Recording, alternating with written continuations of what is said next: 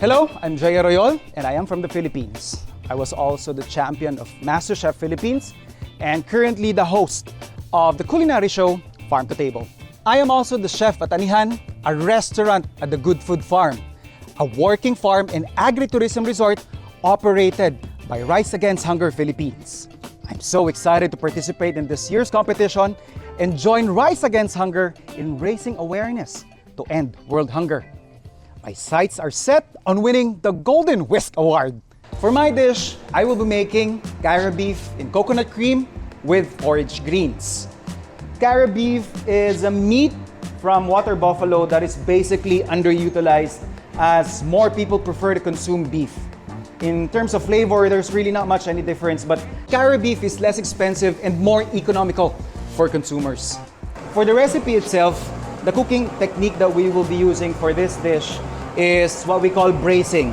So basically, we have the chunk of meat here, our 𝘄𝗁 beef. We have our hot pan. We're just gonna add in some oil. So basically in bracing, there will be two steps. The first one is to sear the meat, as they say, to lock in the flavors. And then the next step later on is to pour in a stock or a liquid. So we'll be searing our meat. Now for tougher cuts of meat, like the 𝘄𝗁 beef, you'd prefer to go with bracing technique because the two steps required would actually give you a more robust and more depth of flavor. Once we have the other side seared, we can go ahead and flip it.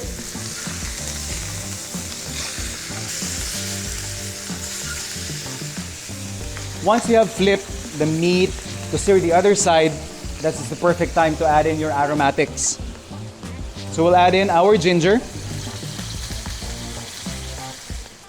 also our garlic and onions. So once the aromatics now at this point are fragrant, we can now add something that is really abundant in this area as well, which is our coconut cream.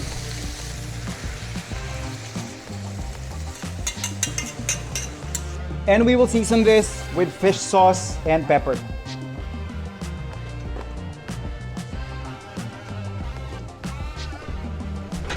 Now for this cut of meat, this would roughly take you around 3 to 4 hours to slow cook. And it's always best that you have to cover it to ensure that you trap in all the flavors. So we have been bracing our meat for about 3.5 hours now. And as you can see, it's super tender.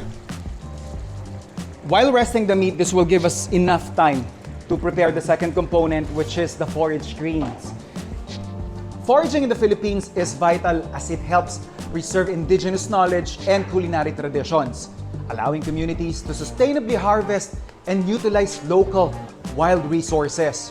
I'm very passionate about sustainability in our food system. So here in Anihan, we try to practice making the most out of what we have by letting ourselves be familiar with what we can actually harvest or forage around the Good Food Farm. The Good Food Farm is a unique project from Rise Against Hunger Philippines.